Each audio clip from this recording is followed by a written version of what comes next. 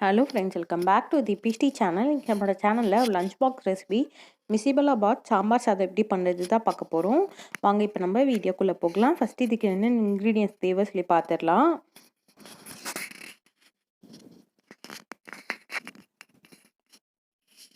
இந்த மாதிரி காய்கறி எடுத்திருக்கேன். கேரட், பீன்ஸ், நூக்கல், முருங்கைக்காய், தக்காளி, வெங்காயம், அதுக்கப்புறம் ஒரு 10 போல் காஞ்ச மிளகா, கருவேப்பிலை எடுத்திருக்கேன்.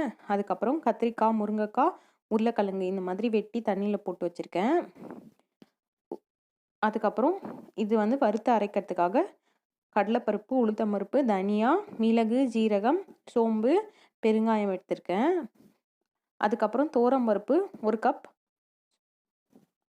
தோரம்பருப்பு 1/2 கப், அரிசி 1 கப் எடுத்துக்கலாம். இதை வந்து ஒரு 1/2 அன் ஹவர் முன்னாடி தண்ணியில் உரிச்சு எடுத்துட்டு இதில் வந்து இப்போது குக்கருக்கு மாற்றிடலாம். மாற்றிட்டு இதில் வந்து ஒரு 1/2 டேபிள் ஸ்பூன் அளவுக்கு மஞ்சள் தூளும், ஒரு 1/2 டீஸ்பூன் அளவுக்கு உப்பும் ஆட் பண்ணிக்கலாம். ஆட் பண்ணிவிட்டு இப்போ 1 கப் அரிசிக்கு 2 கப் தண்ணி, பருப்புக்கும் 1/2 கப் பருப்புக்கு 1 கப் தண்ணி, டோட்டலாக நம்ம வந்து 3 கப்ஸ் தண்ணி இதில் ஆட் பண்ணிக்கலாம். இப்போ குக்கர் மூடி ஒரு 4 விசில் வேக வச்சிடலாம்.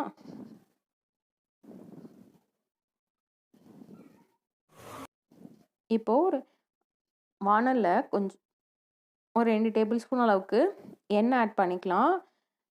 எண்ணெய் கொஞ்சம் நல்லா சூடானதுக்கப்புறமா இதில் வந்து நம்ம கடலைப்பருப்பு, உளுத்தம்பருப்பை ஆட் பண்ணி ஃபஸ்ட்டு ஃப்ரை பண்ணிக்க போகிறோம்.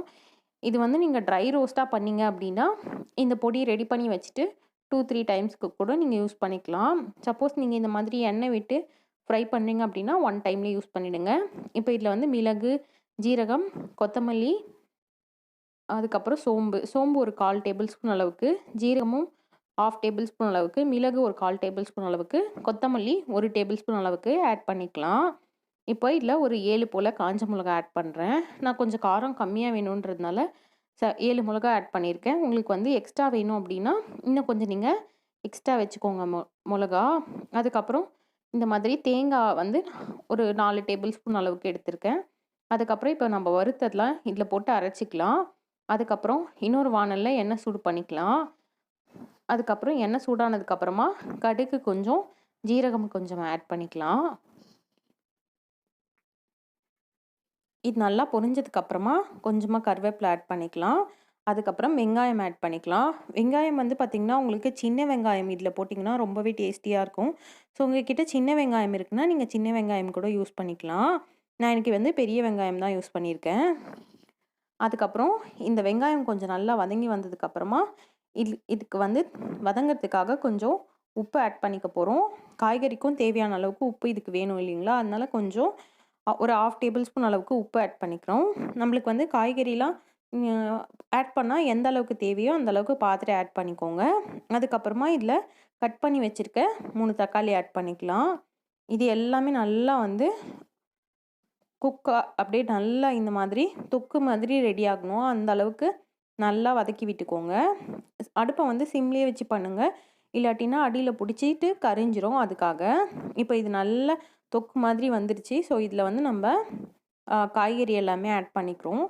பீன்ஸ், கேரட், முருங்கைக்காய், அப்புறம் வாழைக்காய், கத்திரிக்காய், உருளைக்கிழங்கு எல்லாமே. இந்த காய்கறிலாம் வந்து பார்த்திங்கன்னா ஆப்ஷனல் தான். உங்களுக்கு என்னென்ன காய்கறி வேணுமோ ஆட் பண்ணிக்கலாம், வேண்டான்றதை விட்டுக்கலாம்.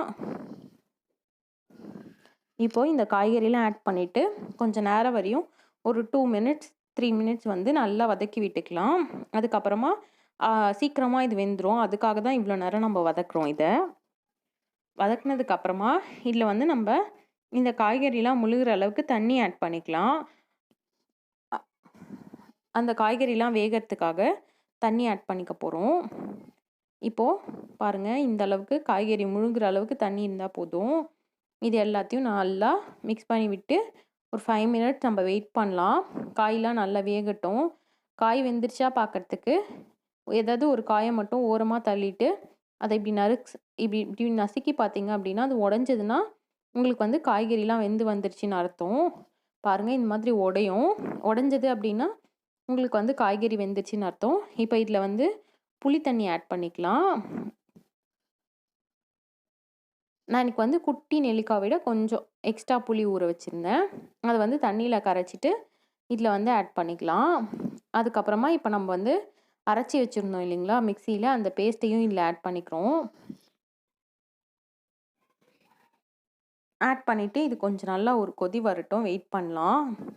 இந்த மாதிரி பண்ணுறதுனால நம்மளுக்கு வந்து ரொம்பவே டேஸ்டியாக இருக்கும். அதுக்காக தான் நம்ம வந்து இந்த மாதிரி சாதம் தனியாக வேக வச்சு, காய்கறிலாம் தனியாக வேக வச்சு மிக்ஸ் பண்ணுறோம். இப்போ பாருங்கள் 4 விசில் வந்துருச்சு. நான் ஓப்பன் பண்ணியிருக்கேன் ஸ்டீம் போனதுக்கப்புறமா. இது வந்து இந்த மாதிரி நல்லா மேஷ் பண்ணி விட்டுக்கோங்க. எந்த அளவுக்கு மேஷ் ஆகுதோ அந்த அளவுக்கு நம்மளுக்கு வந்து சாதம் டேஸ்டியாக இருக்கும். இந்த மாதிரி நல்லா குழச்சி விட்டுக்கோங்க.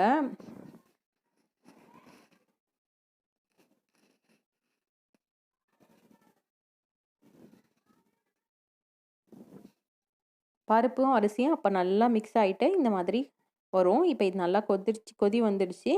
இப்போ வந்து இதில் அந்த சாதம் ஆட் பண்ணி மிக்ஸ் பண்ண போகிறோம்.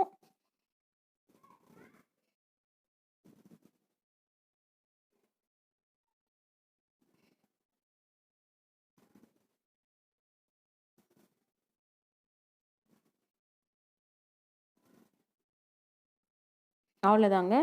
இது நல்லா மிக்ஸ் பண்ணி விட்டுக்கலாம். இதில் வந்து நம்ம இருக்க எக்ஸ்ட்ரா தண்ணிலாம் வந்து சாதத்திலே இழுத்துக்கும். ஸோ நம்ம வந்து பயப்பட வேண்டாம். ஆல்ரெடி நம்ம அந்த மிக்சர் போட்டோடனேவே வந்து பாதி தண்ணி போயிட்டுருக்கும். இப்போ நீங்கள் இந்த மாதிரி சாதம் போட்டு மிக்ஸ் பண்ணும்போது நம்மளுக்கு சுத்தமாக எல்லா தண்ணியுமே போயிடும். இந்த மாதிரி வானல்ல ஒட்டாமல் வரும். நல்லா மிக்ஸ் பண்ணி விட்டுட்டு ஒரு 2 மினிட்ஸ் இருந்து ஆஃப் பண்ணிடலாம். அதுக்கப்புறமா இறக்கறதுக்கு முன்னாடி இதில் வந்து 1 டேபிள் ஸ்பூனோ இல்லை 2 டேபிள் ஸ்பூனோ நெய் ஆட் பண்ணிக்கலாம். ரொம்பவே டேஸ்டியாக இருக்கும் அதுக்காக.